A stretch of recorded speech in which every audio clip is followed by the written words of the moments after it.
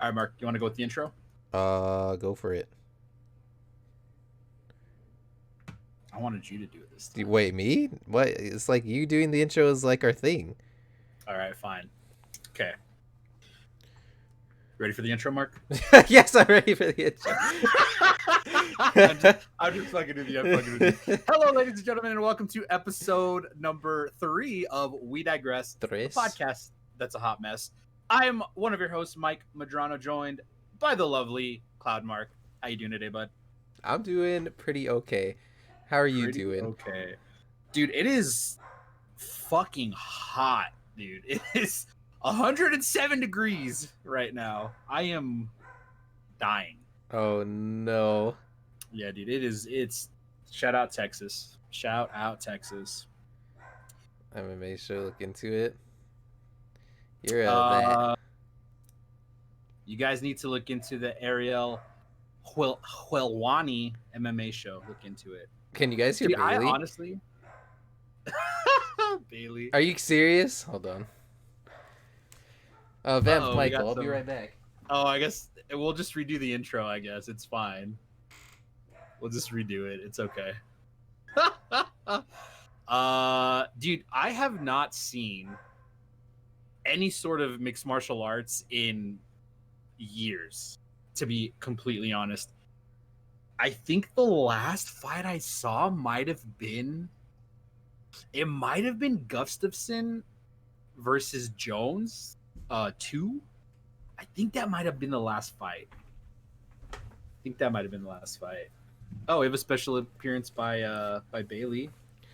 Okay. She's now banished to sitting here, so she won't bark. Is that why she's barking? She's barking because she wants attention. She's a needy bee. So I guess for anybody who's listening to the audio version of this, Bailey is one of Mark's dogs. She's annoying. She is, but we love her. She's old. She's old. She have stink. cataracts? Oh, that's Scout. Oh, Scout has the cataracts. Okay, both of his dogs are broken, but we still love them. You stink. So Mark, What's up? so a couple of interesting things that happened this week within the world of Some more crazy shit happened, games. basically. Yeah. I want to real quick. We can touch on this just very, very briefly. Did you see that Twitch put out a video in support of Black Lives Matter? I heard about it, but So the tweet got taken down. yeah. I was able to see the video. It was like, I understand why Twitch was doing it. But it was just so poorly done. They it was a video in support of the Black Lives Matter movement, but it featured like 90% of the streamers featured were white. Yeah, that's Um big yikes. yeah, Dr. Lupo being probably the biggest name that they featured.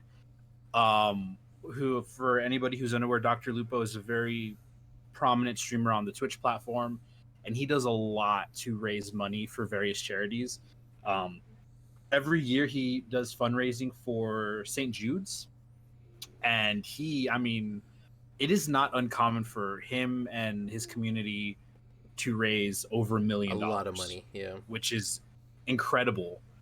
I understand why they featured him so prominently. And I think it's because he had sort of the clearest message in terms of how to be an ally to the movement, right, and to people of color. So I understand that. But yeah, they featured Alana Pierce, who is formerly of IGN. Yeah. Yeah, she now works with Funhouse, which is under the Rooster Teeth brand. And she actually did tweet out that she was not asked for permission to use the clip of her in the video. Right. Which some people said, well, I mean, if you're an affiliate or a partner, Twitch technically owns your content. Which they do. But she's neither of those things. Right. And she even tweeted out saying that she was streaming to YouTube at the exact same time. So Yeah, you can't restream if you're an affiliate or a partner on Twitch. Yeah. Because Twitch owns your live content creation for 24 hours for an affiliate anyway. Yeah. So that was really, I don't know, it was really interesting just to see, like, again, I understand it came from a place of good intention, but I think it was just executed very poorly. Yeah. What are you they also tweeted out an image that said, it said something like the G in LGBTQIA plus also stands for gamer. Which got memeified almost instantly. Let's get that bread, gamers. Yeah, again, I know it was coming from a place of good. Yo, is that the young Sam? Yeah, I mean, again, it came from a place of good, just executed poorly. I just thought that was was really interesting. Really interesting thing to start off with. So Mark, I don't know if you want to talk about the lawsuit now or later. Let's start with it because it's from. You want to start with it? It's from the is it from the first or second episode? His last one. From the first episode. Yeah, from our first episode. The return, the sequel, the lawsuit to Electric Boogaloo. Yeah, dude. So, in our first episode, we talked about a lawsuit against Twitch that was brought forth by Eric Estavillo, who has a history of really just, I'll just say, just bullshit lawsuits. Okay. In the first lawsuit, his entire argument was bad faith, essentially saying that it was Twitch's responsibility to ban women off the platform. Yeah, necrotic tip, never forget. His entire thing was to ban women off the platform, because Twitch has a moral and legal obligation to protect kids under the age of 13 and teens under the age of 17. The only issue with that is that in Twitch's terms of service, and we mentioned this in the first episode, they say that the site is not intended for people under the age of 13, and if you are under the age of 17 or whatever your legal age is in your area, if you're under that age, you have to have parental or legal guardian consent in order to use the platform. So his entire argument was that, you know, they have to protect the youth of America and of the world. It was just completely just bullshit. And as Mr. Joe says in chat right now, hashtag necrotic tip, he did outline 3 rather disturbing instances in which he claims that the streamers on Twitch made him do things to himself. Yeah. One of which was that he, if I remember correctly, touched himself so much that the tip of his pee-pee started rotting, essentially. Yeah. Super bizarre. So he filed another motion this week, and it was a motion to compel. So he wants the court to subpoena the CEO of Twitch, who is Emmett Shear. Right. And I'll kind of touch briefly on this. But he's essentially just asking the court make Emmett Shear provide documents as it pertains to his case. He says things like California state law in regards to animal. He references California state law in regards to animal abuse, which, if you're unaware, there's a streamer on the platform, Alinity, who has been accused several times of abusing animals. We're not going to touch too much on that because that's something that's happened in the past. And with recent events that have happened, we talked about it last week with the passing of Reckful. Yeah. You know, we don't want to create an environment where people are being bullied, because that obviously does have an effect on people's mental health. Right. And she already came out and said that she was suffering a lot, like, from attacks and everything. So.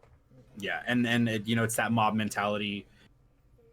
You feel justified because other people are doing it, but it affected her in a way that she, you know, broke down on stream. So again, we're not going to get into that portion of it. So he says in the thing, talks about racial rantings and Pornhub sharing by popular streamer Pokimane, which all occurred while, you know, Emmett Shear continues to, quote, laugh off sexual abuse occurring on his Twitch platform by higher up staff, such as Hassan Bukhari, where it was reported to Mr. Shear. So that is in reference to a streamer coming forward and saying that she shared her experiences with sexual assault to the CEO of Twitch, and that he kind of laughed it off and didn't really do anything about it. He also, so he says, I humbly ask the court to grant the subpoena of Twitch CEO Emmett Shear to provide the requested documents listed in the subpoena in regards to all matters listed above and appear at all court hearings that are to occur in person in order to answer questions by the plaintiff. So that was the first section of his lawsuit. And the second section, which is titled Twitch's Responsibility / Disintegration of Twitch's Competitor Mixer. Rip he Mixer, says by that, the way. Yeah, Rip Mixer. He says that because Microsoft's now defunct Mixer came forth with 106 million hours watched during the second quarter of this year, prominent streamers such as Shroud and Ninja could be switching back to Twitch to help boost Twitch's reach further. So he says he's talking about some analytics. He basically says that because a lot of Mixer streamers are moving over to Twitch and not Facebook, that there is more cause and more need for Twitch to protect the youth, because now I'm just going to say it, because he feels that more women are coming over to the platform, that's a bad thing, because that's, as he would, put it, gonna make his tip go necro. You know what I'm saying? Yeah, it's gonna get another. We're gonna hashtag necro tip again. Yeah. So there's that, and I'm gonna kind of breeze through this, just kind of touching on some of the big things. One of the things that really bothered me about the lawsuit is that in his third claim, which is about the ongoing sexual misconducts by Twitch staff, he brings up Hassan Bukhari, who I believe we touched on last week. He was a partnership manager, and he used his power to try to influence some of the female streamers on the platform. Right. And so he uses that in his case, and he uses evidence that was presented by the Twitch streamer who came forth with these allegations. And it just, to me, it seemed kind of disingenuous that he would include that, because it's not his place to take legal action against Twitch for that specific thing, right? Because when he's not the one involved. He literally had nothing to do with that case. Yeah, nothing at all.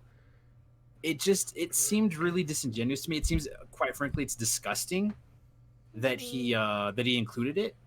I mean, that's my perspective. I feel like he's just doing it to promote his platform or whatever, just to give himself a bigger voice and maybe catch the attention of some very well-known streamers, very well-known content creators, and all that.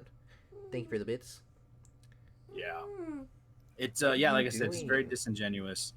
His fourth, and this is like, for me, where it just kind of, it fucking goes off the rails, dude. I mean, the last one went off the rails, but this one, like, his fourth section, the fourth issue, I guess, that he's bringing forth in this lawsuit, is about Dr. Disrespect and unfair business practices within Twitch. So he gives a brief overview about Dr. Disrespect, saying that he is one of the biggest names on streaming, on Twitch, and that Twitch banned him from the platform. And he says, quote, "All we got was a standard statement from Twitch about the code of conduct, and a statement with no specifics from Dr. Disrespect himself." And he screenshots a tweet where Dr. Disrespect says, "Champions Club Twitch has not notified me of the specific reason behind the decision. From handshakes to all for the support during this difficult time." Which, this actually happened, I think, the day that we recorded our first episode. I think so, yeah. It was, and we 2 weeks ago, so yeah. With everything else going on, we forgot to mention it. I know we forgot to mention it last week, but Dr. Disrespect, one of the biggest streamers on the platform, who had just, I think at the beginning of this year, signed a deal with Twitch to keep him on the platform, was banned. No, we still don't know why. There are industry insiders who claim that they know what happened, but they cannot say Like, he didn't And just get banned; they refunded yeah, all of his subs as well. yeah. So Not only that, but he something lost big. like his Discord partnership. He Yeah, lost partnerships with a lot of people. So the working theory right now is that it is a legal matter, which is why industry insiders who know what happened cannot say anything. Um, we'll have to wait and see. I know that another popular streamer, Nick Merckx, who is I think definitely top 3 in terms of like sub count he's on very Twitch right big. now. Yes. He said that he knows what's going on and that he expects Doc to say something within the next 2 months. So really, who's to say? Um, so our plaintiff here continues to go on, and he says that after a wave of allegations of sexual misconduct, the service has begun banning even some of the most prominent streamers, answering past accusations that the company did not apply to its code of conduct equally to all streamers. He even mentions that Donald Trump's Twitch account was temporarily suspended Right. for hateful content or conduct, excuse me, um, which that happened, I believe, late last week, right? Correct. Right. He says, and so for the past few weeks, the gaming and streaming community have been asking themselves one big unanswered question: why was Dr. Disrespect banned from Twitch? Because of this, the plaintiff is humbly requesting documents as pertaining to why Dr. Disrespect was banned from the platform in order to deem if it was fair, valid, and legally binding reason. But if not, the plaintiff demands that Twitch hand over all documents via the custodian of records at Twitch on reasons as to why Dr. Disrespect was permanently banned. Um, he goes on to say that the ban was supposedly due to a violation of Twitch's TOS. And then this is where I take issue with, well, I mean, one of the many things I take issue with. He says, but as many are reporting, the real reason having to do with freeing up money to buy bigger streamers known as Ninja and Shroud. So he is asserting that the reason Dr. Disrespect was banned was so that that money could be freed up to have contracts in place to get Shroud and Ninja back on the platform. Both Shroud and Ninja Now, have not been signed anywhere as of current exactly. right now, as of today at this hour. Yeah.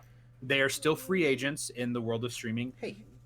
Now, what are you he doing? says as many are reporting. Now, this whole thing stems from one streamer who is also a lawyer, and forgive me, I don't have this streamer's name, but he said that to him, in his opinion, it makes the most sense that Twitch would figure out a way to break the agreement with Dr. Disrespect if it's a violation of TOS, that they would break that agreement, and that would free up the millions of dollars that they were supposed to give Doc in order to bring Ninja and Shroud back to Twitch where they could stay for the next couple of years. Right.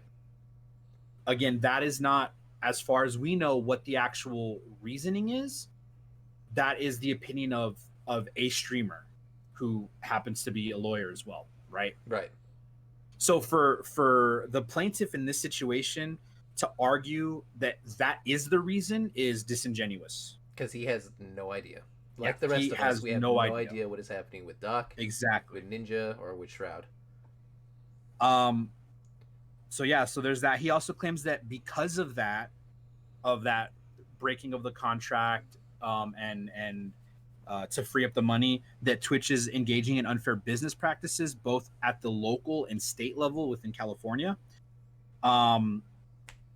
Again, general public does not know, what happened with Dr. Disrespect.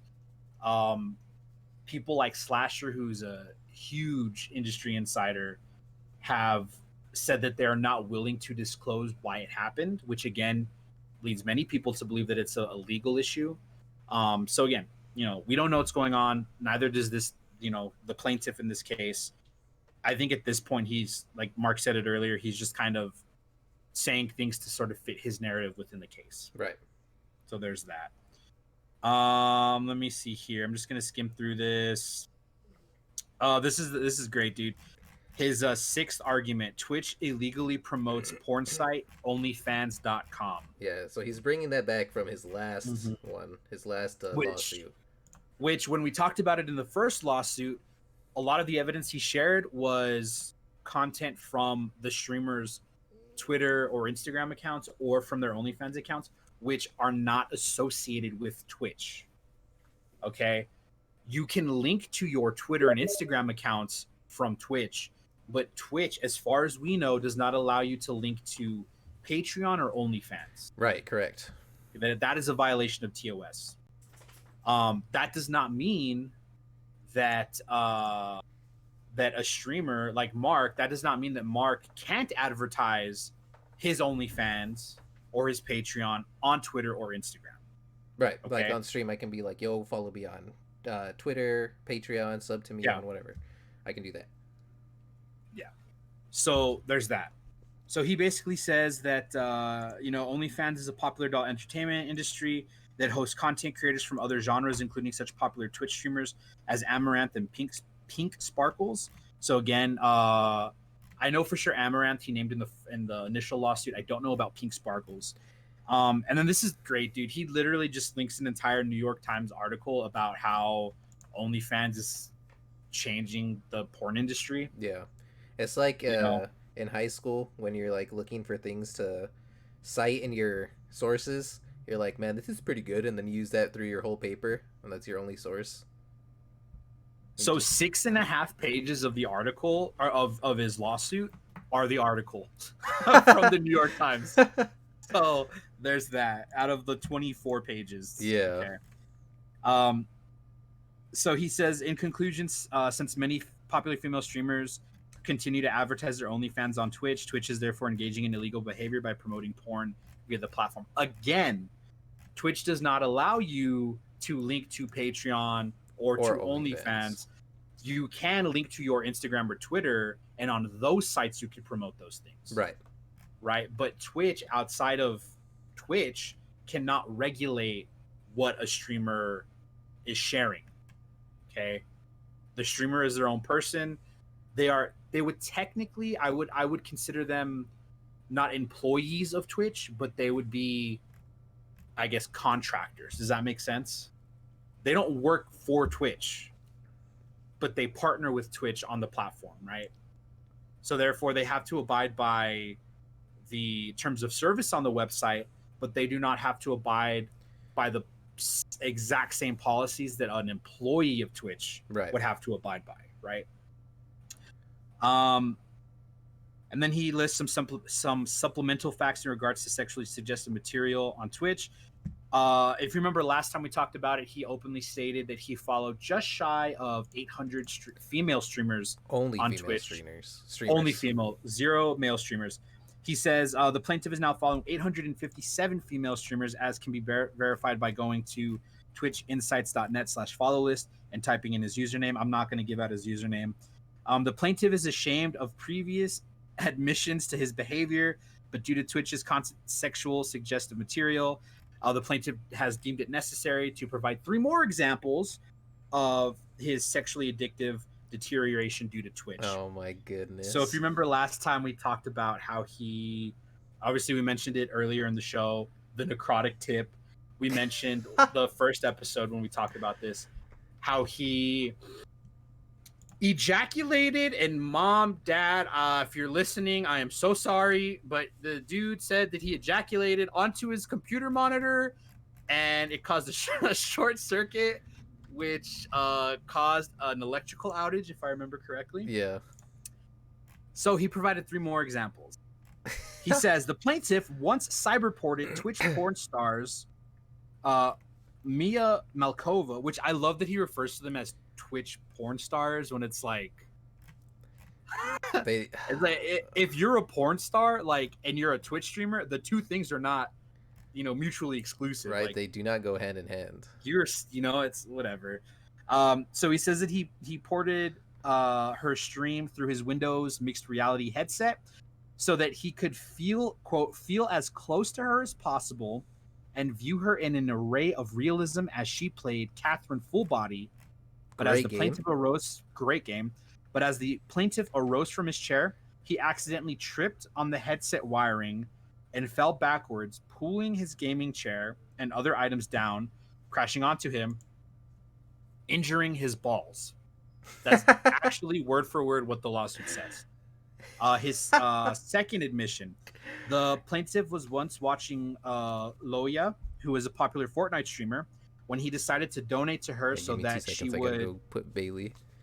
Yeah, you're good. Yeah, I'll two keep seconds. going. I'll be right back. Um, he decided to donate to her so that she would only say his name, and therefore, by doing this, within the plaintiff's mind, would complete his life. However, he never got a response from her. This gave the plaintiff extreme diarrhea due to his Crohn's disease, and being utterly shattered for the day, decided to make said feelings go away by playing some PlayStation VR. However, during the virtual reality session, the plaintiff had to wear diapers, which made gaming extremely difficult. He chose not to waver in his endeavors to feel better. The diapers ended up bursting as he was just finishing to shoot a zombie in the head in the game The Walking Dead Saints and Sinners, and after slipping on his diarrhea, the plaintiff vowed to never play with extreme diarrhea again. Guys, you can't make this shit up.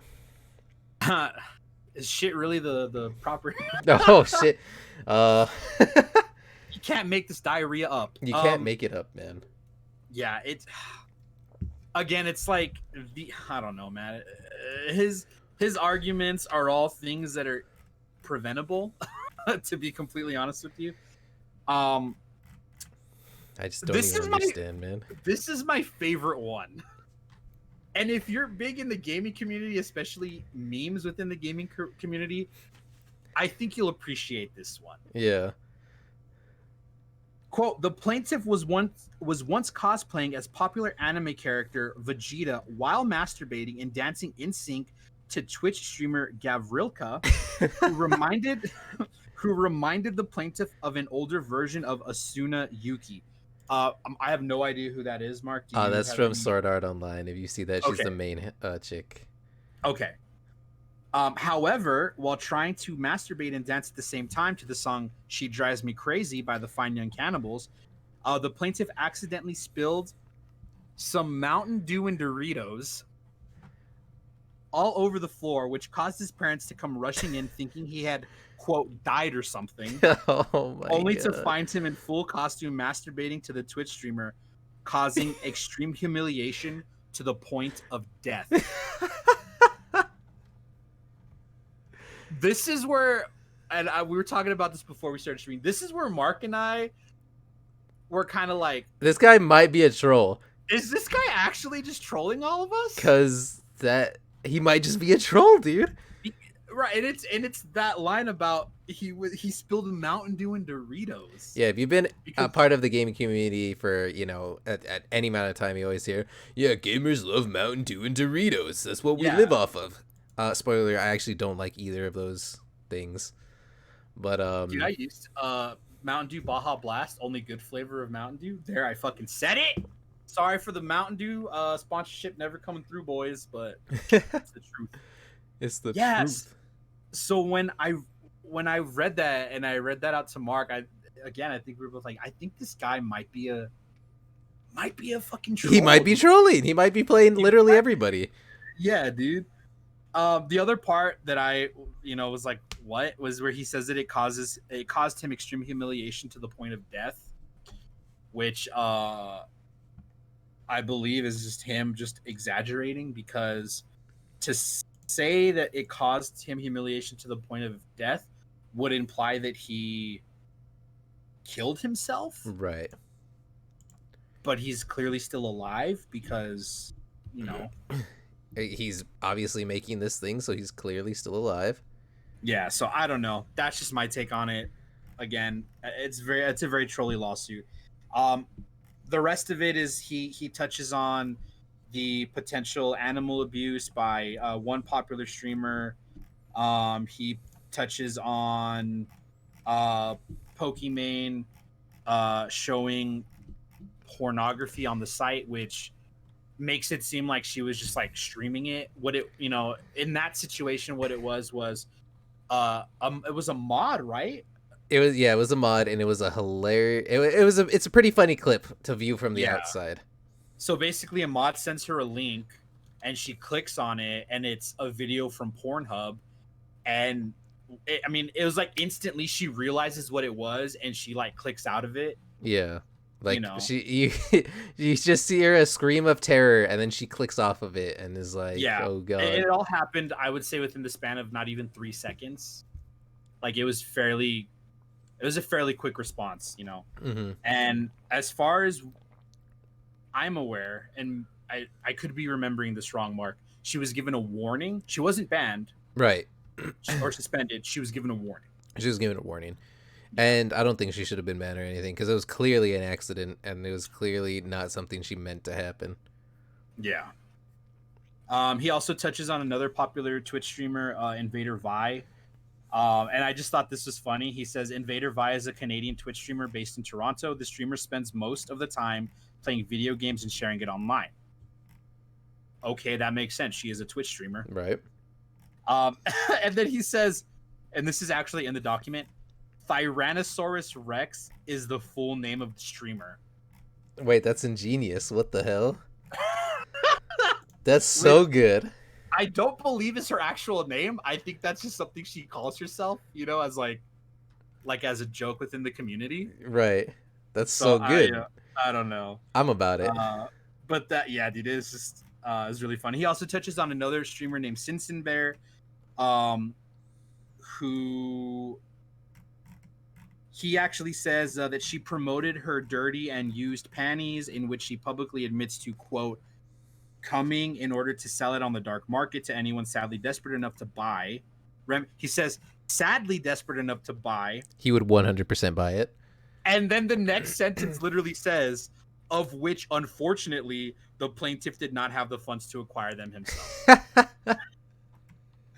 But he brings up Sinsin Bear as another, female streamer who should be banned. But the thing is she's been banned several times on the platform for things that go against Twitch's TOS. Right.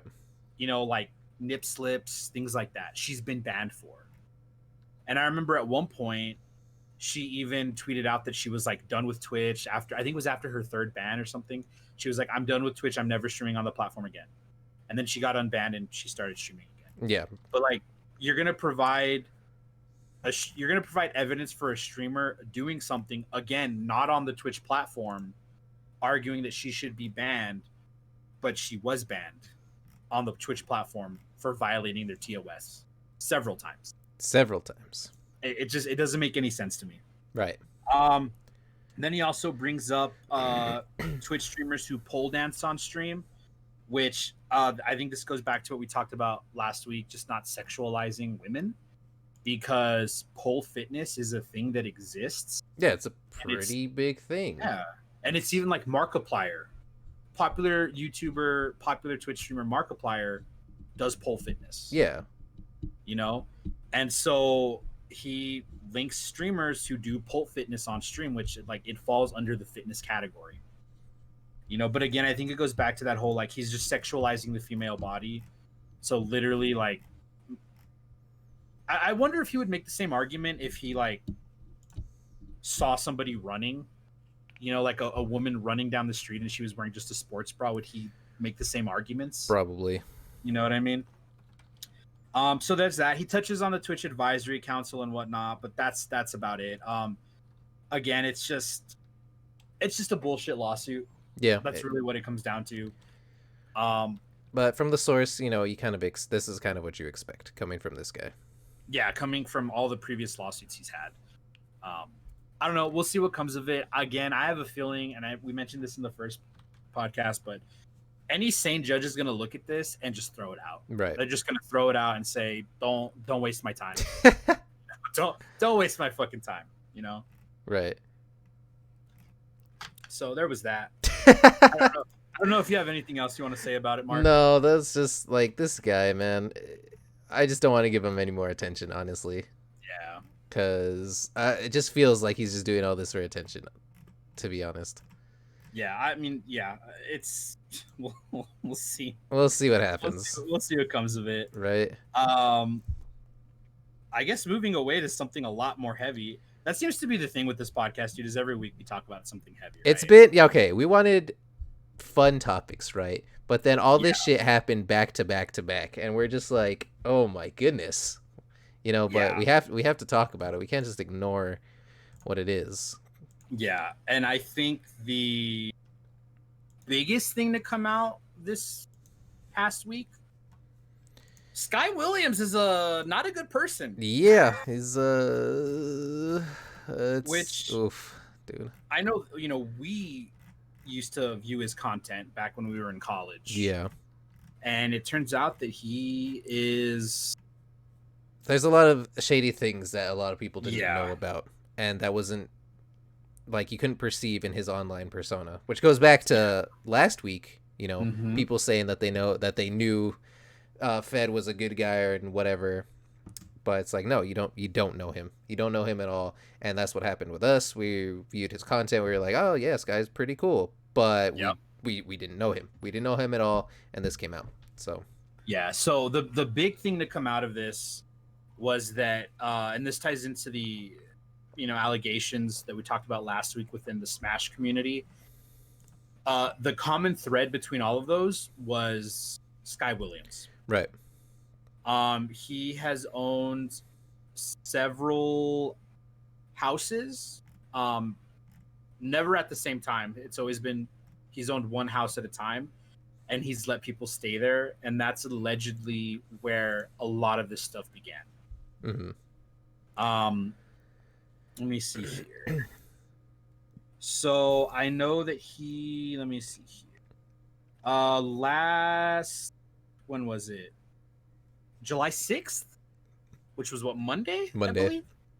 He had a 3-hour stream where he was addressing the allegations. The allegations were essentially that it was allegations about abuse of power, harassment, and sexual misconduct that occurred within his properties. And there was several people that came forward to corroborate these stories. I'm still having trouble with that word. Words are hard. Words are hard. So yeah, he came out with this 3-hour live streamed response that just like, oh my god, dude. It was not good. It was a shit show. It was a giant shit show. I didn't watch the whole thing, but I did catch about an hour of it. Mm-hmm. And I didn't even know it was happening until I got on Twitter and everybody, and they actually got Twitch Stop Sky trending on Twitter, and that's how I found out about it. I was like, what are they talking about? So then I go and I see he's actually on Twitch doing all this, his live stream, and holy shit, it is not pretty. Yeah, dude, it was bad. So so many of the allegations, and I'm reading this from an article from .esports. Many of the allegations, including those featuring D1, Kaitero, and Zero, they all had one thing in common. They all stayed at one of the several houses owned by Williams from 2014 to present. By his own account, Williams would let various people stay with him in his homes, with 24 residents staying with him at one point. According to the allegation, he was prone to impulsive decisions. Jacqueline Jaisu Cho, an artist with an extensive background in the Smash community, who lived in the first Sky house, was one of the first to come forward with her account. She said things like he threatened to beat her several times, and that even as jokes, she slowly grew to learn over the years that he was, quote, full of shit and insane, and that she could not trust him. She said that Sky would emotionally extort and blackmail people into submission. Mm-hmm. It included not paying her, for her commissioned work, which is something that a lot of people came forward to say that he owed them money. Like, the dude's in a lot of debt because he owes so many people so much money. Yeah, here's a tweet by LS, and if you don't know who LS is, he's a caster for Korean League of Legends, and Sky was a big part of League. That's where I first found into him. And his tweet is basically, by everything I've been messaged about and confirmed so far, as of this moment, this was in July 8th, LS says that he owes $359,000. Yeah. That's how much he is in debt. And then go for it. I read actually another estimate in one of these articles that it was closer to $365,000. It's So it's a crazy amount of money. still That's a shit ton of money. that. Oh my goodness! Not only that, Yeah. but there's a I think what was his name, Samuelson. I think his name was Samuelson. He lent Sky $55,000 Yes. Yes.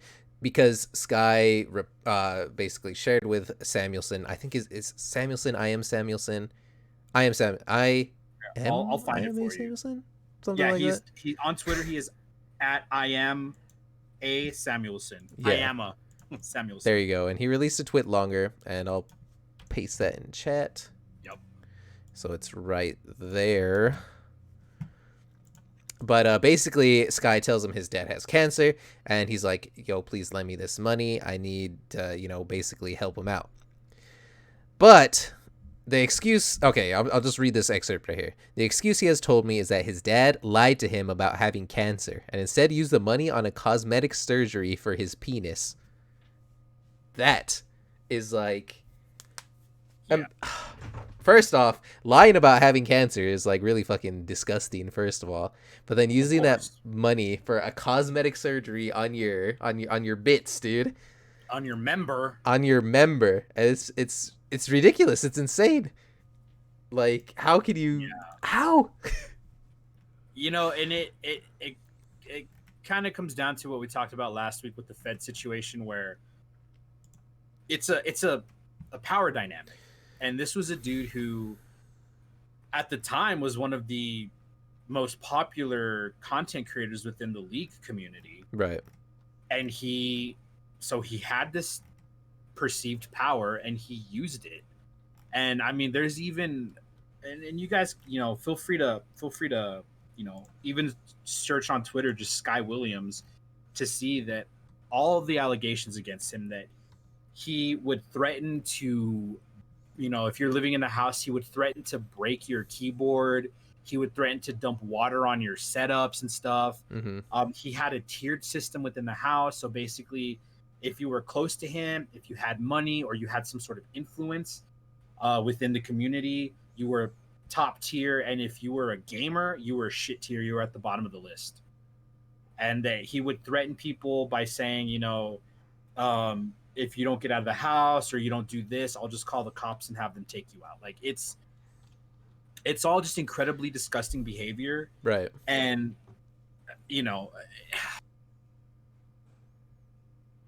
again, and Mark mentioned it goes back to the whole, like, you don't really know these people on the internet. And I mean, to this day, one of my favorite videos that Mark ever showed me was one of Sky's videos, the Christian death metal, excuse me, which is hilarious. It's fucking hilarious. And then it's like, this shit comes out, and you're like, well, fuck, bro. Like just as a fan, where do you go? I would hope that those that are sane would be like, yeah, dude, like, fuck this guy. It's unacceptable. We'll see what happens. The nature of the internet is such that if something bad happens to you tomorrow, you get exposed for something, give it a couple months and nobody's gonna remember. And it's sad. It's sad. And I think that people like Sky, like Fed, like everybody else who has had these allegations come out against them, they need to be held responsible. And I think it's up to a lot of us to hold them responsible, hold them accountable for their actions. Because again, like, if people stop talking about this stuff, it's going to go away. And then if it goes away, it could happen again. Right. Yeah, man, it's just the last month within the gaming industry has just been, it's been really frustrating. Yeah. It's been tiring. It's been shitty. It's been shitty. It's been really shit. I know, Mark, I would say you were a bigger fan of his than I was. So I mean, how does what's your perception of what's happening? Being that he was a really big League creator at a time when you were like just getting into League, and you were really like getting into it? Like, so what's your perception? Yeah, it wasn't just me. It was like me and my little brother Zach. We were like very much when we were first getting into League. This is back in 2012, 2013. So quite a while ago. But he was one of the biggest voices, content creators, and everything in the scene. So it was hard to not know who Sky is. It was hard to be like, you go into a rank game and be like, yeah, I'm gonna use the DST, which is something that he made, one of his content videos, or like just quoting some of his stuff and whatever. And it's crazy to think that, me and my brother would have so much fun doing that, and now here we are where we're like, wow, this guy is an asshole, basically, right? So it's just like a big mental boom of who you think is really cool, but it like turns out they're not cool at all. Yeah. And that's big sad. Big sad. Yeah, and again, kudos and a big thank you to everybody who's come out and shared their stories and corroborated other stories. Yeah. Again, the only reason that any of this stuff is getting out and that it's going to lead to positive change within this community is if people continue to speak out. Right. And if we on the outside of these situations continue to speak about them and hold people accountable. And it's not just holding these people accountable, but I think even within friend groups, if you're playing a game and somebody says something that they shouldn't say, like calling them out on it, right? Which, to be honest with you, I've been on that end before, where I've said something that I shouldn't have said. Nothing racially insensitive or sexist, but it was something that like Mark and other friends were like, yeah, you should probably not say that, I mean, I'll just say, like, I like a year or two ago, I would make a joke all the time. I actually still make it sometimes, and I shouldn't. Where I would say like, "Oh, I can't hear, I'm blind," or "I'm blind, I can't hear." Oh my god! And we were playing Overwatch one time, and this guy started fucking flaming in chat. So, me being me, I'll fucking open my mouth. Which I know Mark fucking hates it when I open my mouth. He's like, Mark's always just like, why do you even say anything? Just don't say anything. You're just feeding them. But I told him, I was like, I said something along the lines to the guy in all chat. No, it wasn't in all chat. He was in all chat, but I was on mic, and I said something like, "Oh yeah, dude, I'm blind, I can't hear." And the guy was like, "Wow, that's fucked up, because like I'm deaf, or I'm partially deaf, or whatever it was." And I was just like, whatever, and I just kept going with it, And I'll own up to that. I fucked up. I should have stopped after that, But I think it's important to hold your friends accountable. Yeah. Mark and I have known each other for 12, going on 13 years, and a long ass time. I think the mark of a true friend is being able to call somebody out for their bullshit. I think with that, guys, we're gonna go ahead and we're gonna take a quick break. We'll quick commercial break. In 30 to 60 seconds. 30 to 60 seconds. We'll be right back. See you guys on the other side. And we're back. Dude, the transitions are not gonna get any easier. It's fun. That's again, to people watching the live stream, that's for the audio version of the podcast. Yeah, so we're back, dude. Welcome back. Mark, did you ever watch G4 TV? I watch G4 TV all the time. It was good, dude. There's some quality programming, right? I enjoyed Attack of the Show. Yeah. Attack a Show, dude. Ninja Warrior. Yeah, Ninja Warrior. Where I was first introduced to Ninja Warrior. Unbeatable Banzuke. Okay. Mm-hmm. Yeah. Well, so G4 unfortunately fell under in 2014. Right. But it appears there's a new network that's gonna launch soon that is kind of taking the same approach that G4 took. I'm of course talking about VEN, or the Video Game Entertainment and News Network. So this came out a couple days ago. Right. This new network, they announced that they're going to create 20 hours of weekly video programming that they're going to broadcast on television and on the web. Yeah. So some of the shows that they announced was it's an unboxing show that's going to be with Austin, formerly known as Raj Patel. There was going to be a show called Guest House, Looking for Gains. Oh, here, I have it here. So there's going to be Ven Arcade Live, which is a celebration of gaming and pop culture in a daily variety show. It seems like that's going to be their version of Attack of the Show. Right. Then Dare Package, which is a show where unboxing is a competitive sport. And that's going to be hosted by Austin, formerly known as Raj Patel. And then there's Guest House, which is each weekday afternoon, Ven will invite gaming stars and creators to choose their own adventure and customize their own 2-hour TV show. Then there's the Sushi Dragon Show, which stars the eccentric performance artist and streamer, the Sushi Dragon. And there's also Looking for Gains, which is hosted by YouTube sensation and competitive NBA 2K Pro Cash Nasty. Good old Cash which is going to be an interactive fitness show. Right. It's going to be interesting. I hope it succeeds because I loved G4. I enjoy G4. Come home from school every day, and I would come home just in time to watch Attack of the Show. You're right. And that would lead into like X Play and all that. We'll see. Hopefully it's successful. It's going to be interesting though. I think they definitely have the demographic for it. No love for Arena. Wow. Wait, Arena? What's Arena? I don't remember that, to be honest. I don't remember. It'll be interesting though. I think they definitely have the demographic now. Yeah. Not saying that G4 didn't have the demographic back then, but I think back then gaming was more of a taboo. It was like seen as only the basement dwellers were the ones that played games. You know what I mean? But now gaming has become such a universal thing that I think it'll do well. It'll be interesting though, because obviously with everything going on with the Rona, some of this stuff is going to be live in a studio. So they're expecting to launch August 5th.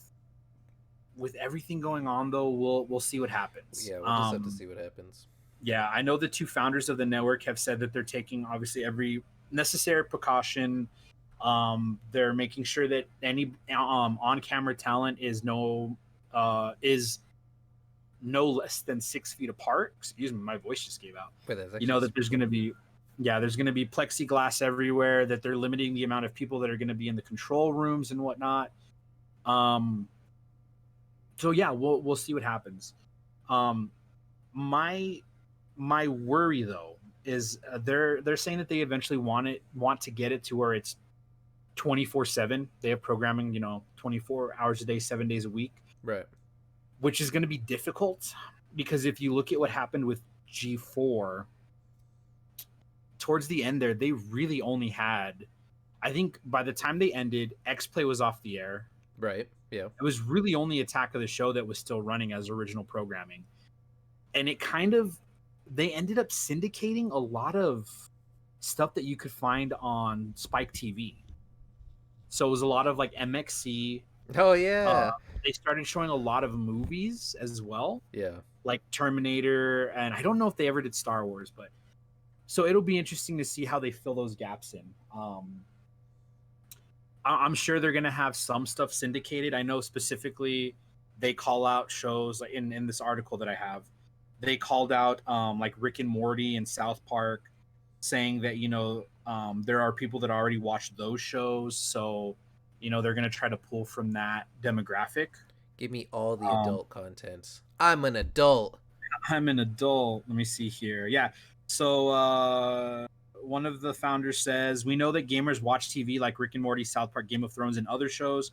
It's not like this audience doesn't exist in the TV realm. We will find them on the platforms where they are. So basically he's saying that, there's overlap there between people who view like YouTube content creators and Twitch streamers and the shows that they watch. So they're going to try to pull from that. Yeah, I think it's really smart that they're also going to stream it because I rarely watch TV. And when I do sit down to watch TV, I'm streaming something, right? Like Netflix or Crunchyroll or something.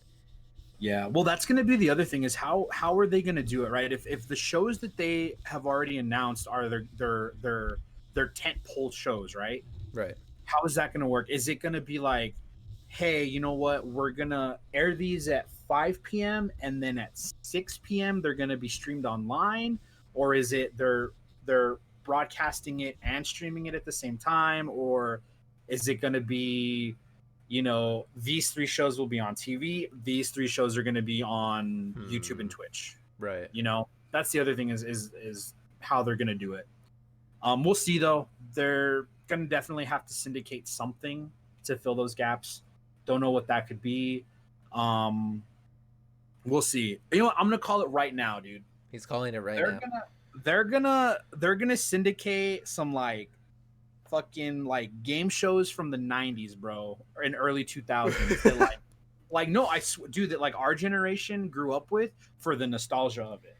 I watched a bunch of Jeopardy. Yeah, dude, they're gonna take that approach that like they're gonna take that approach that like Nick did with Nick at Night, where it's they're gonna do it like after 10 p.m. Yeah, you know what I mean. I'm calling it right now. I'm calling it. Listen, Ven, if you need somebody to head up programming, I know a guy. It's me. Ven, give us jobs. And yep, give us jobs. So there's that.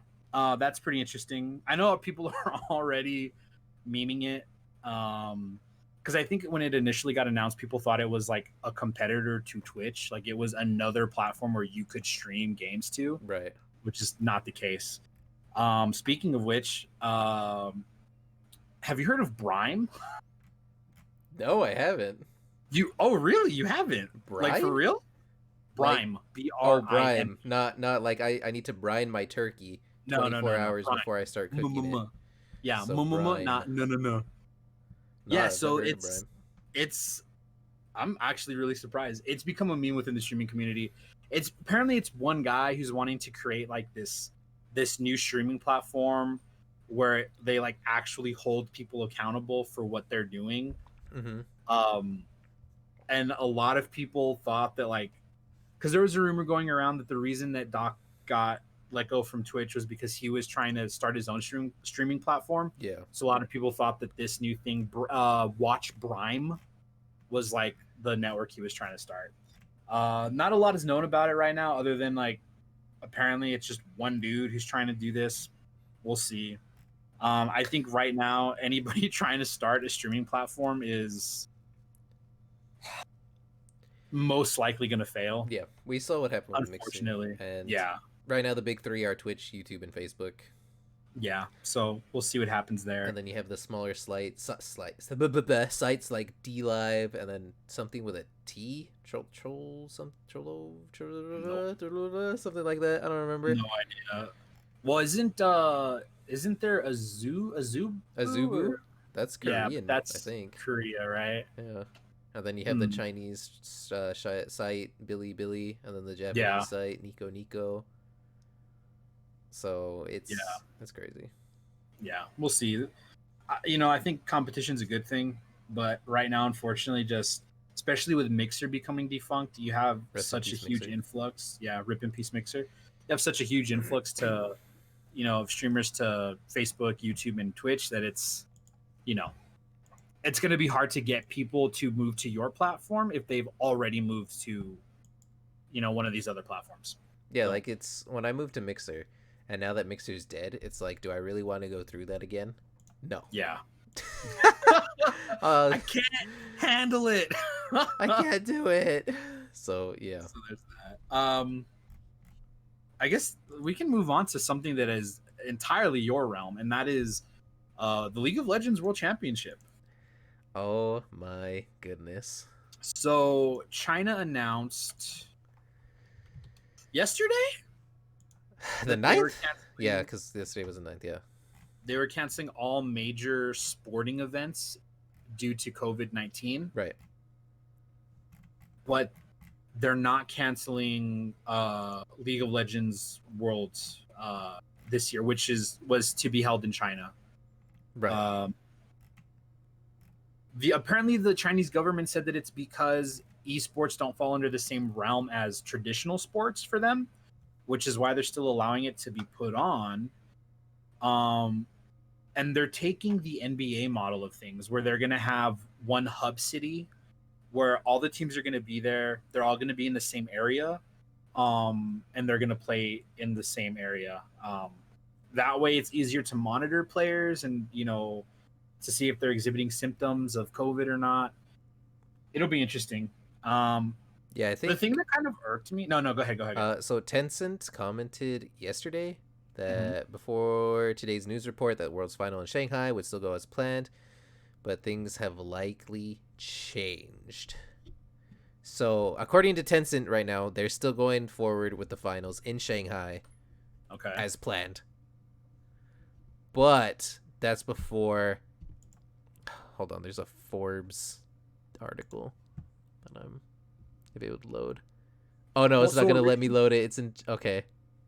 Oh, is it the you have to be membered? Oh, okay. Well, so real quick, originally there was gonna be different events all over China, right? Like they were gonna do the group play in one part, then the semifinals and the quarterfinals, and then the finals that were gonna be in Shanghai, right? Right. Which they said they weren't doing anymore, right? Correct. It still says that they're going ahead as planned. Okay, well, according to Slasher, this is from Slasher. Yeah. Okay. So, but people are saying things have changed, but there's no actual full announcement. But I can't load this Forbes.China. thing. I can kind of load it. Can you just Google Translate that? Here, I'll put it in your chat. Okay. Oh, shit. Here you go. Well, the other thing that came out about that was that because of this, China has been awarded Worlds for next year, for 2021, which originally it was supposed to be here in the U.S. So the U.S. Hosting Worlds got pushed back to 2022. I wonder if they're just going to make it online and then push everything forward by a year. Maybe. Let me see. So were you able to load it at all? The article? Yeah, it's machine or Google translated. So okay. Yeah, because it's like a weird font. Yeah, it is. It's like a weird pseudo typewriter font. Yeah. Here, guys, if you want to check it out yourself. It says, let's see, new infrastructure will inspire the wisdom of a new generation of young people. The industrial internet is destined to bring a stage of dreams to digital natives. I believe that the digital world is a new home waiting for the global young people to build together. Let's see, the chairman and CEO of Tencent's board of directors said in a greeting sent to the conference that day, at present, our unknown about new technology such as our... Okay, wait, what? Yeah. Why is it talking about artificial intelligence in this article? That's a thing. Okay, well... Okay, but the title is the League of Legends Season 10 Global Finals is expected to be held in Shanghai as scheduled. That's the title of the article. Yeah. So... But it's talking about Shanghai as becoming a global esports capital. Which that's probably, I don't know. Maybe we just got clickbaited, dude. Yeah, maybe. Maybe we just got clickbaited. But we'll see. Either way, we'll see what Tencent says. As we all know, Tencent has a majority stake in Riot. So they're owned by Riot, aren't they? Or I'm sorry, Riot's owned by them, right? Right. I'm pretty sure that Tencent owns 51% of Riot. No. They bought the entire thing. They own all of it. Yeah, they bought them completely out. Yeah. We'll see what happens.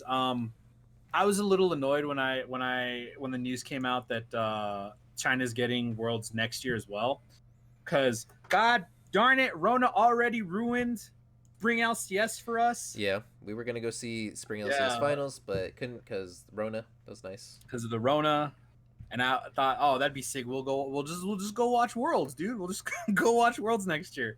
Now we have to wait another year, but it's all good. We'll go eventually. Damn it, we'll go eventually. Maybe by then, 100 Thieves will have a good enough team that no, feels bad, man. They'll actually win. Yeah, or C Lol G. Damn it. It's so hard being a CLG fan, man. Oh man, Feels dude. bad, man.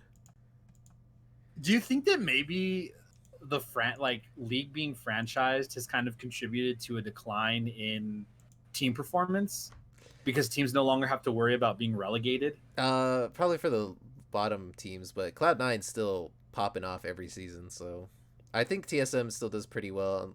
Well, they Mm-hmm. didn't do that well last year, but they're doing pretty well this year and the year before that, so you know. Yeah, but I'm wondering if the bottom teams, if it's kind of like, well, I mean, if we don't win, we don't win. It's not like we're not going to be in the league next year, Right. And unless you get another Echo Fox situation or an Optic situation. yeah, rest in You know? peace, Echo Fox and Optic. Yeah, dude. Shout out my boy Rick Fox. Yeah, it sucks being a CLG fan. Ugh. Yeah, we'll see what happens though. I mean, maybe they'll see. My only thing is if you do online, like for the play-ins, how is that going to work? Because I still feel like the teams from Europe and North the America. teams that aren't in China are going to have to be in China. You know what I mean? Yeah, I figure all the international teams will go, and Mm-hmm. I wonder if they're just gonna do it like how LCK is doing it right now without a crowd. It's possible.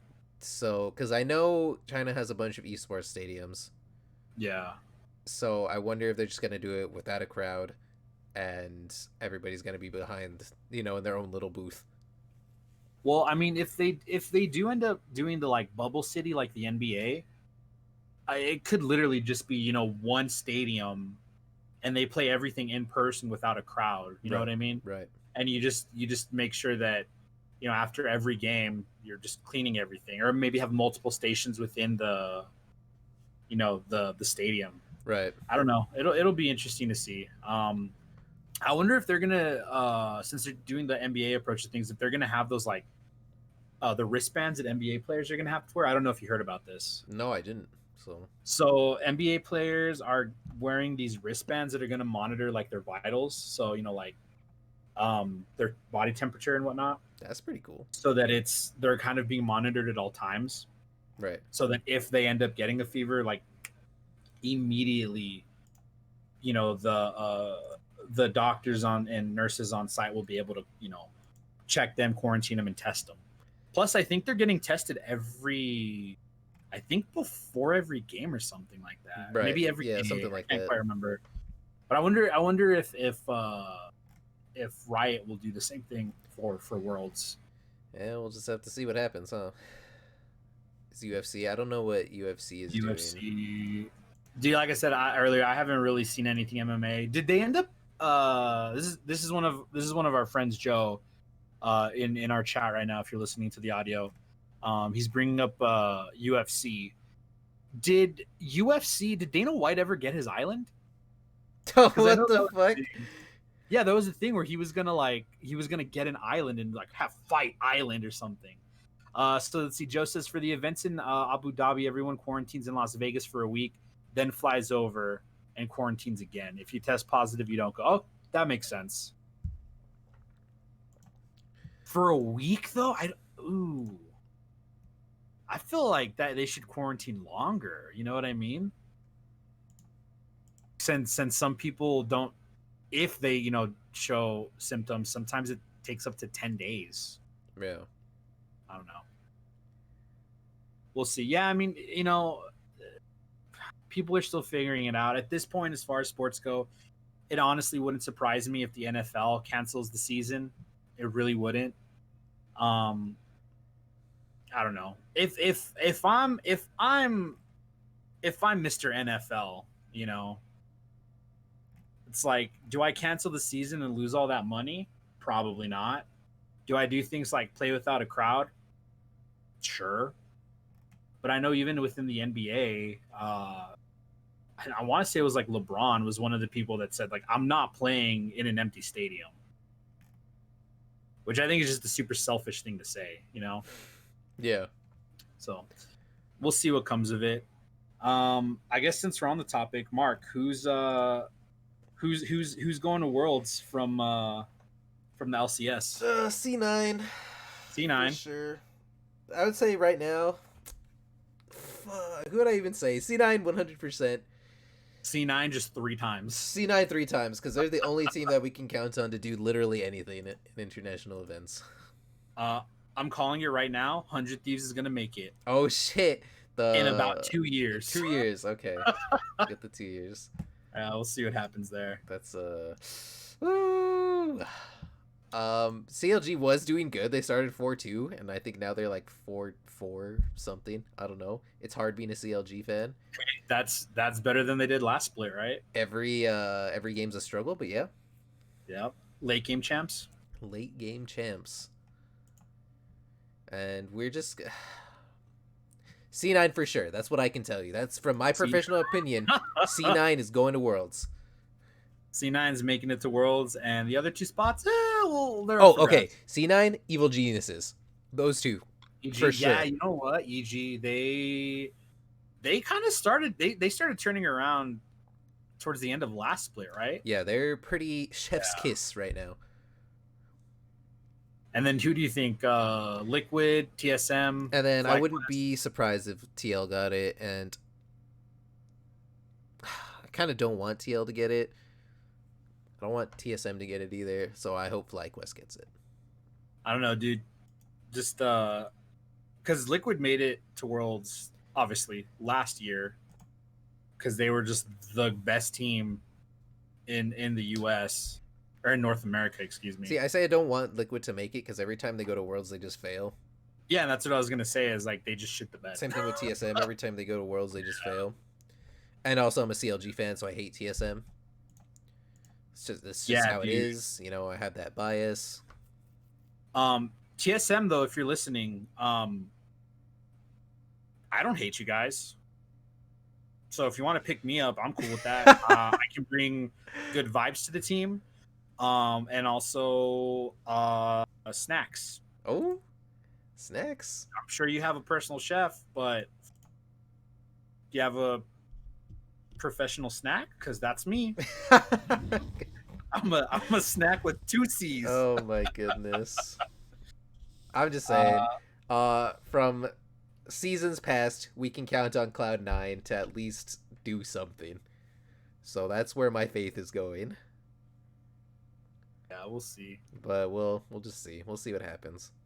We'll see. Yeah, for sure. It'll be interesting. We're what week are we on for LCS? Week 5? Week 5. Okay. I'm pretty sure. So we'll see what happens with that. Moral of the story is Rona ruined our spring finals, and we're gonna have to wait another year. Right.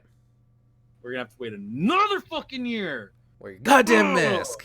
God damn it. Wear your mask. Wear your fucking mask.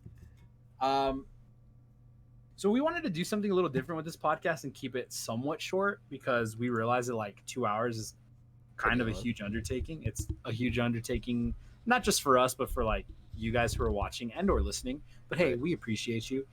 So I guess we're gonna get ready to wrap it up, but just one last thing I wanted to talk about. So Mark, the US Army esports team, that's a thing that exists. Oh my god. To be fair though, I have known about, and I'm sure you have too, have known about the military kind of taking an interest in esports. Yeah. Because we have a friend that we went to high school with who joined the Air Force, who both played professionally and coached a team within the military. I think it was called the Military Gaming League or something like that. But it was a professional league within the military. So it's something that we've known about, but it seems like the U.S. Army esports team is getting a lot of attention because they're oohing.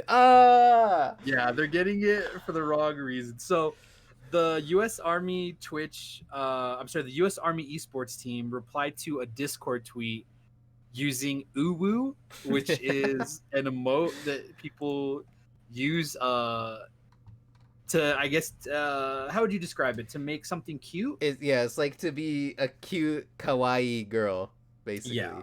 Uwu, you know? So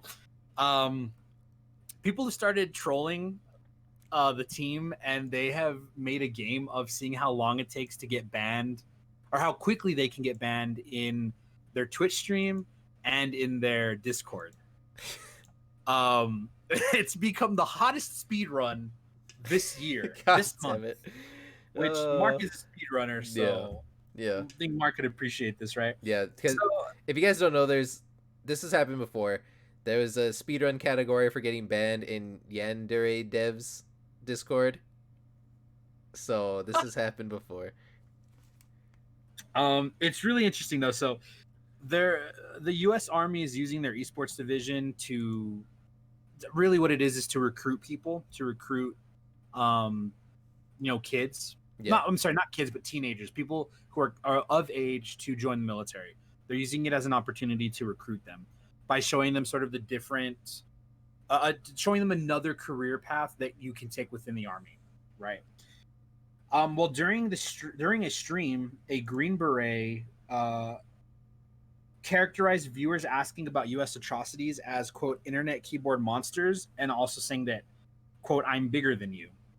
So essentially what happened was during this Twitch stream, people were typing in chat asking about U.S. war crimes. And if you typed in war crimes, your message was deleted by automod. So basically what that means is it would get sent through and immediately deleted by a program, essentially. So people were changing it up to say like, what's your favorite U.S. war crime? But they would say like, they would replace the A with a 4 and the I in crime with a 1 to get past the filter. Yeah. And once that was going through, then another mod would delete it. So like a human mod would delete the message and like time or ban the person who sent it. At the time, they were playing Call of Duty Warzone, which is anybody who's unfamiliar with Call of Duty, it is a first-person shooter where you play a military faction. Yeah. Right. So this, I guess, came about because they were playing the game and they were using a kill streak that which was white phosphorus, which the US has admitted to using. And so people started trolling and asking them about what their favorite war crime was. So a Green Beret named Joshua David was streaming at the time, and let me see here. Again, he was the one that referred to people as internet keyboard monsters and saying, I'm bigger than you.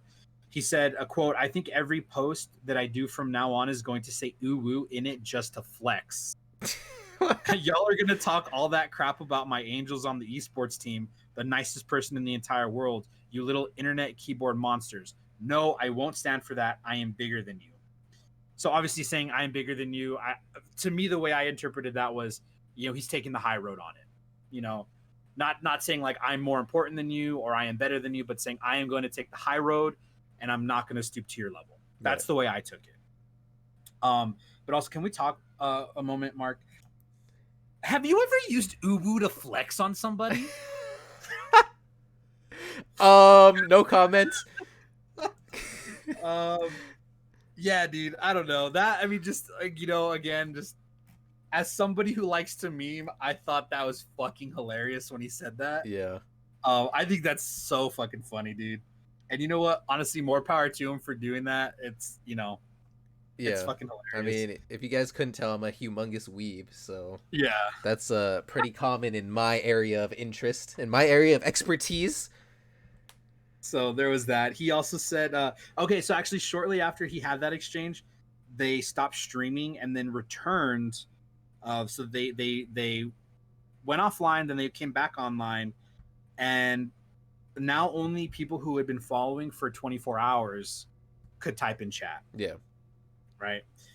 In a statement, the U.S. Army esports team said that it felt viewers' comments violated Twitch's policies against harassment. Quote, the U.S. Army esports team follows the guidelines and policies set by Twitch, and they did ban a user from their account.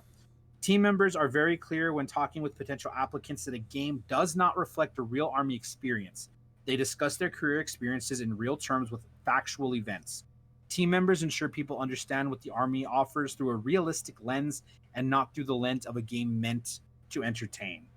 The U.S. Army offers youth more than 150 different careers, and ultimately the goal of the esports team is to accurately portray the range of opportunities to interested youth. So yeah, I mean, they're using it as a recruitment tool. Obviously, I'm not going to say anything bad about the military. My grandfather served in the Marine Corps during the Vietnam War. So did my grandpa. Yeah, My Mark's great grandfather grandpa as well. was also he was a spy during World War II. Pretty Oh, cool. hot damn, dude. When he passed away, they actually declassified a bunch of his stuff, which was pretty sick. So So shout out to you, Tata. if your Tata was a spy, what the fuck happened to you, dude? I know, right? um, Obviously, there's other things going on within the world of military. That I don't think we're gonna touch on. And I think just like with even what's going on with police officers right now, it's not black. Things aren't black and white. There's a lot of gray area. Right. So I don't think we're gonna touch on that. But as somebody who lived in and was partially raised by a member of the military, there is a level of respect there. So I'm not gonna shit on them for using it as a recruitment tool, because they use this as a recruitment tool, but then they also do things like sending out mailers, recruiting in person. There's just a lot of different things that you do to recruit people. Right. And it's not just the U.S. Army, but it's the Navy and the Air Force who have also launched esports teams, to help recruit people. And actually, it's only the Marines are the only branch who have said that they're not going into esports, because, quote, it's due in part to the belief that the brand and issues associated with combat are too serious to be gamified in a responsible manner. Okay, so that was a quote, a statement from the Marine Corps. The other thing that came out of this was that the ACLU is actually looking into and investigating these bans on Twitch and in Discord, because they say it is a violation of the Constitution. So let's have a little analogy here, Mark. Ready? Okay. Yeah, let's go. Bring it. At my work, if you come in without a mask and I tell you you have to either put on a mask or leave, I am not infringing on your rights. Correct. Because it is a private business, right? Right. The Constitution protects your rights and ensures that you have those rights and they cannot be taken away by the government or government entities. So in this instance, the ACLU is arguing that because the esports team and the streamers are acting in an official capacity of the U.S. Army, which is a branch of the U.S. government, or I'm sorry, the U.S. Military, which is a government entity, that they cannot ban people from their chats in Twitch or from Discord, because they would be infringing on your constitutional rights. It's the same reason that members of Congress cannot block people on social media platforms, because you are acting as a government, a member of the government, and if you do that, you are infringing on somebody's rights. So we'll see where that goes. I just thought that was really interesting. I actually just saw that before we started streaming. Yeah. I don't know. What are your thoughts on all of this? Well, it's kind of okay. First of all, it's kind of a dick thing to do, to just go into something with the intention of getting banned. Like, I don't promote any of that, because there's a lot of different ideologies and things that are here on Twitch. And as long as you're not hurting people and your ideology isn't illegal, like, hey, let's go kill some people, that's illegal, don't do that, you can't, that's against TOS. If your ideology isn't hurting people, you should have the right to go for it. Like we only like red controllers. We're gonna promote red controllers. Red controllers are the best goddamn controllers ever. You know? And if somebody comes in and starts spamming some, like, you know, I hate red controllers, fuck red controllers, get that shit out of here, and just starts going off, it's like, what the fuck, dude? They're not hurting anybody, they're not doing anything, they just want to celebrate red controllers. Nothing wrong with that. And the fact that you came into this channel or whatever, into this community with the sole intention of getting banned, it's like, that's kind of, yeah, you're the asshole in that situation. Yeah. And I think what doesn't help the situation any is that you have prominent people in the community who are like making a joke of it and taking it lightly. Yeah. You know? Yeah. You know, and again, whatever your view on the military is, you know, that's your view. Mark and I have our own views.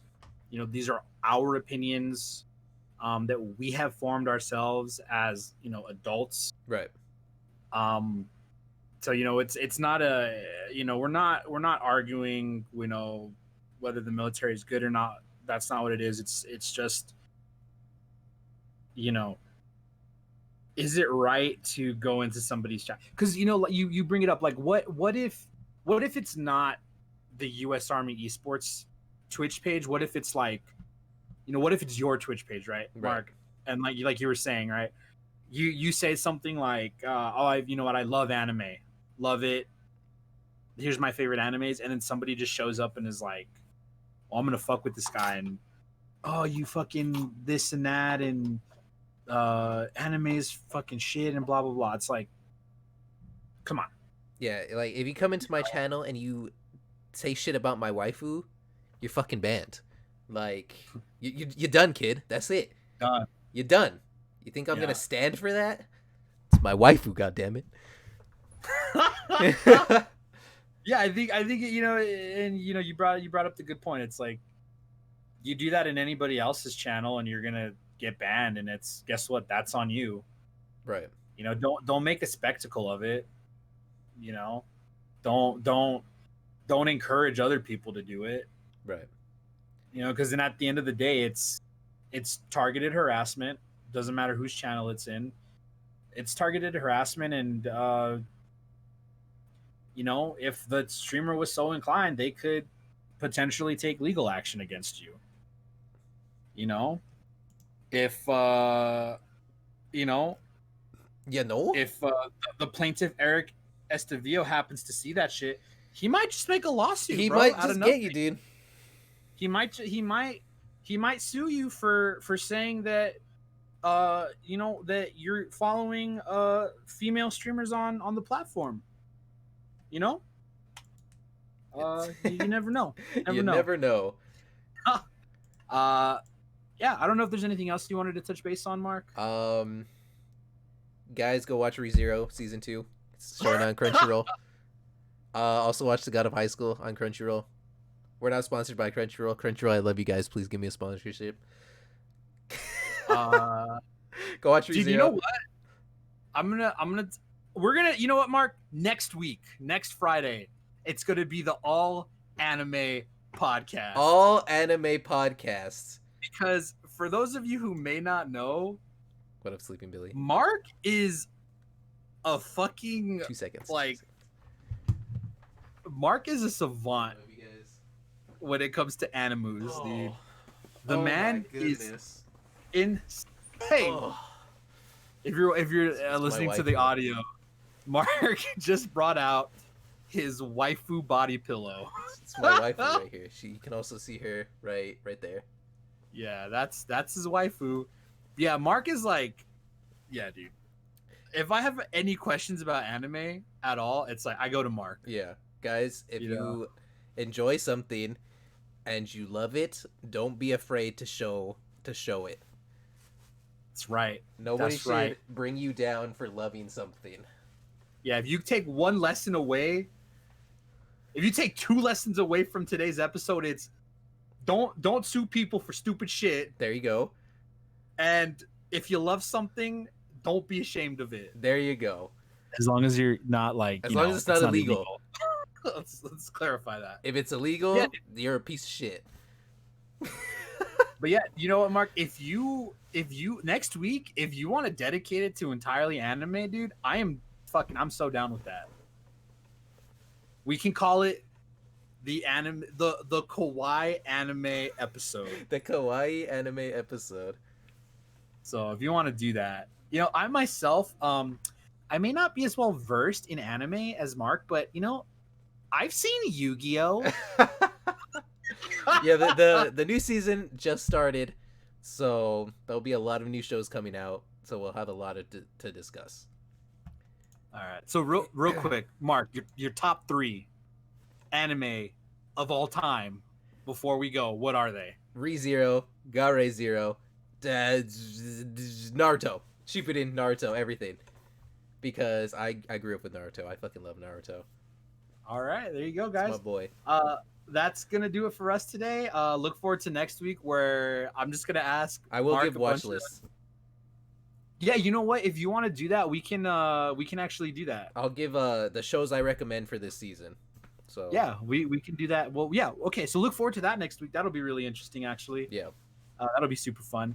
So yeah, guys, thank you guys so much for watching today's episode. We super appreciate it. I love you guys. Remember, you can find us if you're listening to the audio podcast right now. We are at Cloudmark_ on Twitter and Instagram. Yep.